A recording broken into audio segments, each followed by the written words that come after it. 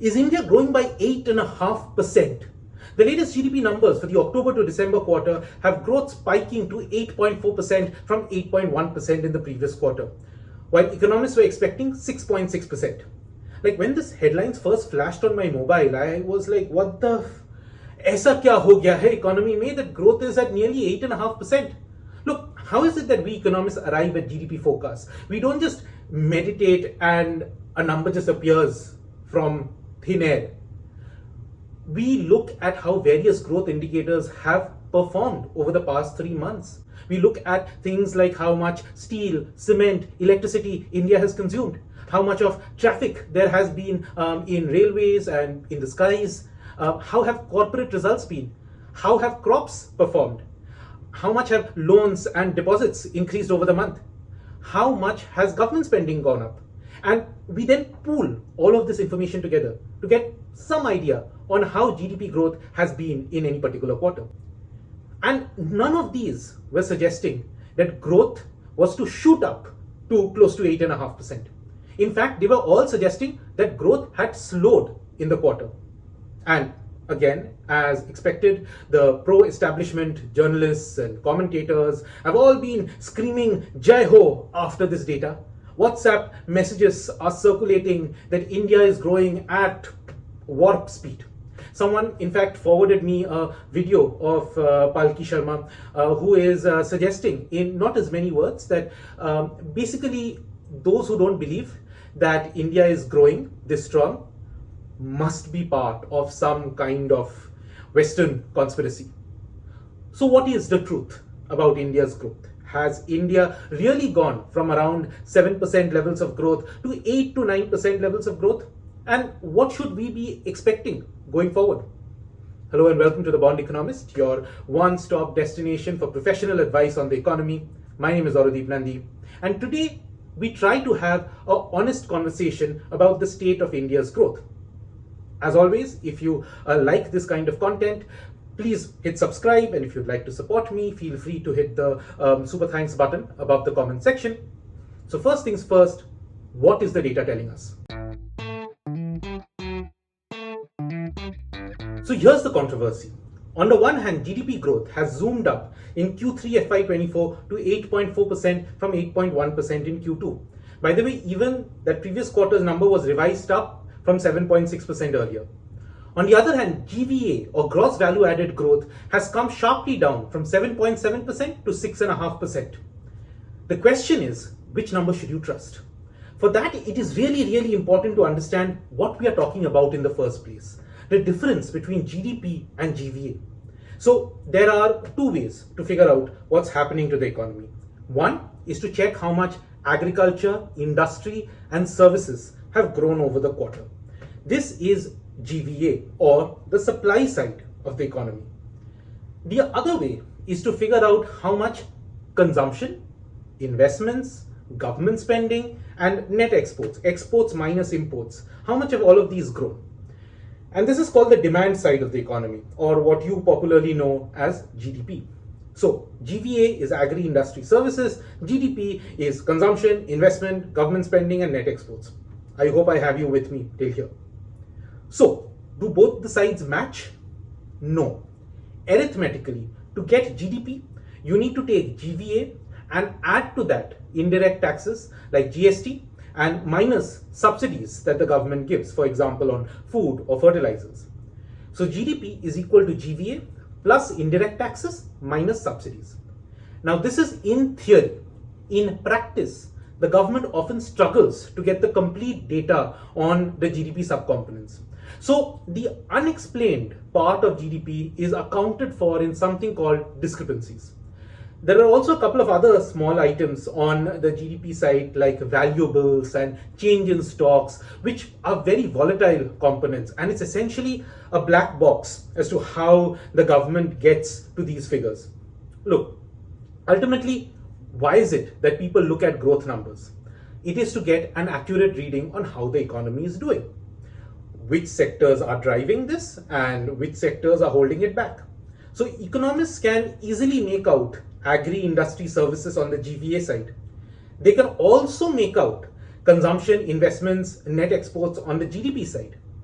What is a complete enigma for them is what these additional unidentified flying objects on the GDP side are, like discrepancies, valuables, and change in stocks, where the data fluctuates wildly and often there's little economic rationale to all of this.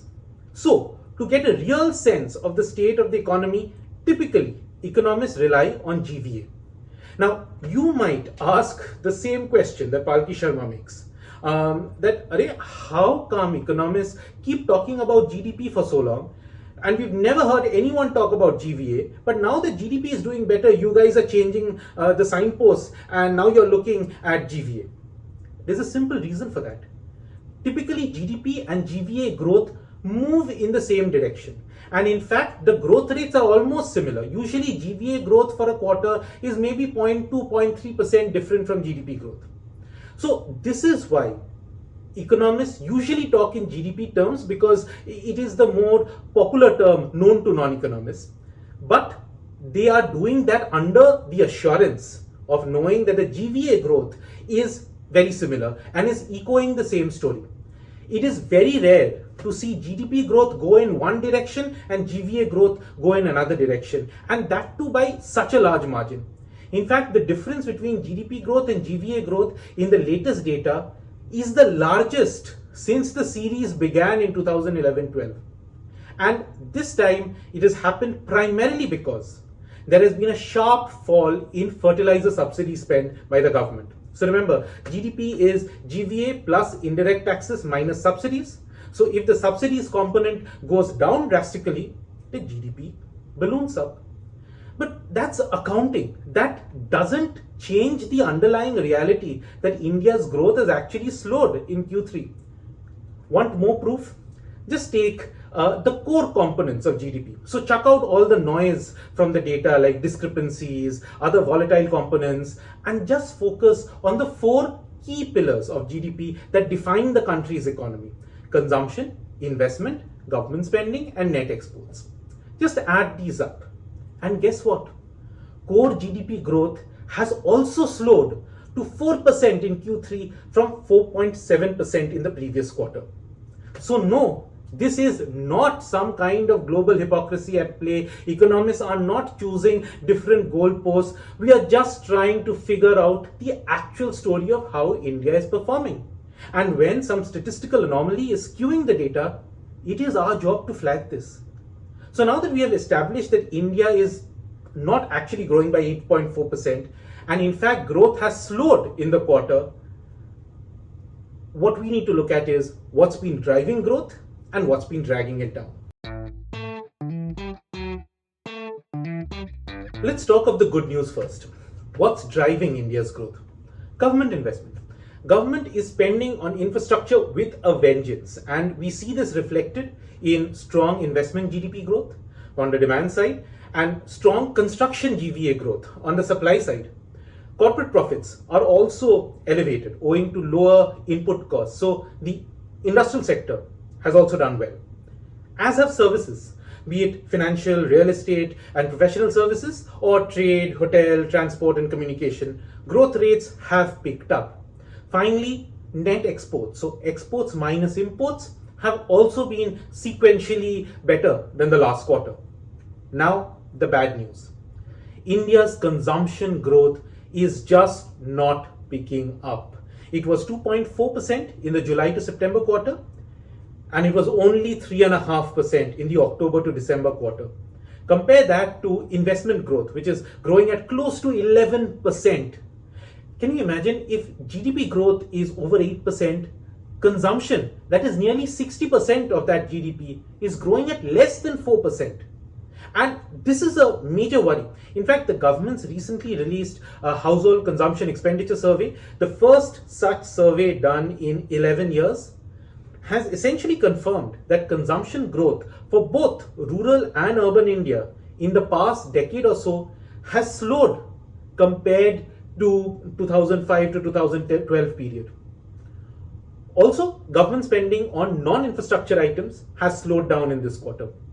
Finally, we've had really bad monsoons this time. Kharif crop production has suffered, and that in turn has led to a crash in agricultural growth. So the bottom line, Has India's growth gone up or gone down in the October to December quarter? Make no mistake, it has gone down. And at the heart of that slowdown is sluggish consumption growth, while private investment growth doesn't seem to be picking up the way that it should. What's keeping growth up is the government massively spending on infrastructure and lower input costs helping manufacturing firms with their profits. Add to this stable global growth with rip-roaring growth in the US, which is keeping India's export demand fine. And that services growth within all of this has remained largely resilient. The question is, what happens next? Well, actually, the government has already given us the advanced estimate of GDP for FY24 at 7.6%. Now, we already have the first 3 quarters of actual data on this, including this weird 8.4% for Q3. Basic arithmetic would suggest that this implies that the government is itself admitting that growth will slow in Q4 FY24, so Jan to March quarter, to a little over 6%. Look, on the one side, there is no doubt that India is one of the fastest growing economies in the world, and actually the performance this year has been pretty good. And hey, we've undertaken a lot of reforms in recent times, invested a lot on infrastructure, which should be good for medium-term growth. But in the near term, questions remain on this resilience. Once the election code of conduct sets in, would this massive push from public capex falter? If global growth slows down later in the year, look, central banks globally have raised their interest rates to multi-year highs to control inflation by in turn trying to control growth. So a slowdown is always a risk. That in turn could impact our exports, in turn could impact our employment. There are already reports that even IIMs, supposedly the creme de la creme of job generators, are having one of their toughest years this time to get their students placed. And finally, input costs for companies are also picking up. The higher profits that corporates have been enjoying this year, despite weaker sales, is likely to be more challenging to achieve next year. Will India still beat these odds and have strong growth next year? To keep track, subscribe to The Bond Economist.